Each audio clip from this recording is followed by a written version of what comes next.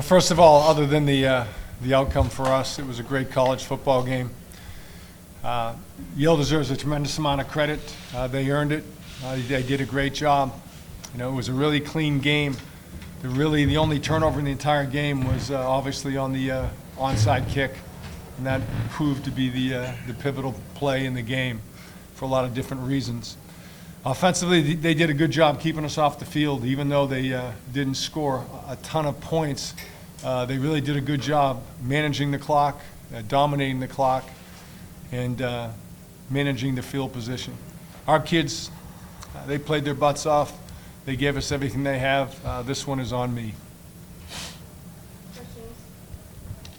Coach, why did you stick with the ground game so heavily early in the game? Well, we felt like we really had to get the ground game running to be able to sort of open it up, which is what we eventually did. But I think the bottom line is we felt like we had to have a balanced attack, and we've thrown the ball a good deal the last several games and this year, and we just felt like to sort of ease into the pass game today. Coach, it looked like Rawlings tricky guys with his mobility, especially on that Yale scoring drive. Is that athleticism something that you scouted for? Yeah, he's a good athlete. I think, there's very few quarterbacks these days that seem to be not dual threat athletes, and he's certainly made some big plays on the edge on some of those read zone option plays and some scrambles.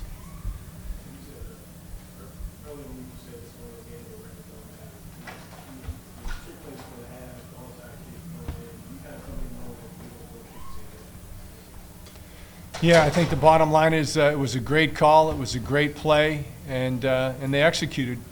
You can make the call and not execute, but obviously we should have covered it better, and like I said, that's on me.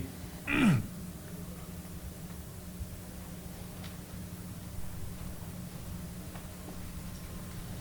it has been a while since Yale has beaten Harvard. In the grand historical context of the Harvard democracy program, what does this result mean to you?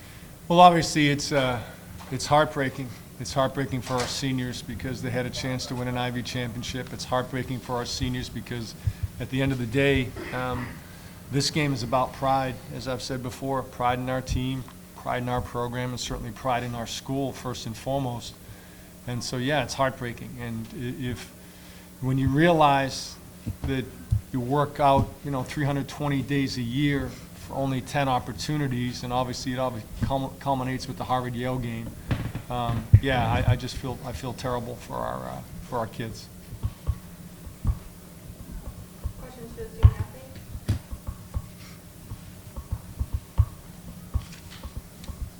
athlete?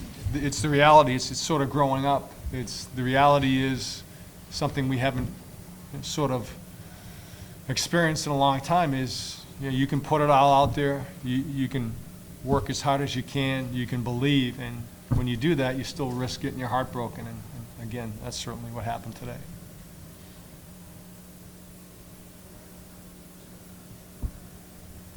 Any other questions? Joe, can you talk a little bit about Yale's defense today and what they were doing to get you guys out of the zone? For the most part, they ran the defense as we were expecting. They ran a little bit more cover one, so they kind of got an extra guy in the box. But I think they just kind of out-executed us most of the day. To give them credit, they're a good defense. We just didn't make enough plays.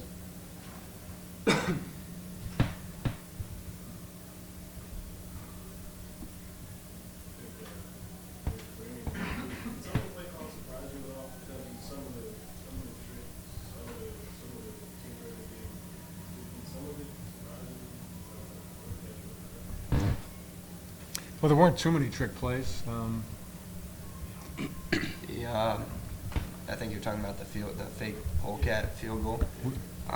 We practiced it. We talked about it. It was the last thing we talked about in special teams meeting on Thursday, the polecat, and we just got sucked in somehow still under the circumstances. The very last play, I believe, we talked about in the special teams meeting on Friday.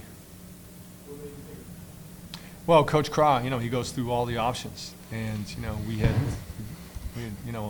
probably 1,000 defensive clips and special teams clips, a lot less than that. But anytime people run sort of polecat, you got to know, what do you got to cover? And, in the heat of the moment, it's easier said than done.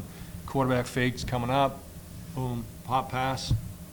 It's not that we didn't cover it. It was just ironic because I said to myself, wow, God, it's the last thing we covered in special teams meeting on Friday.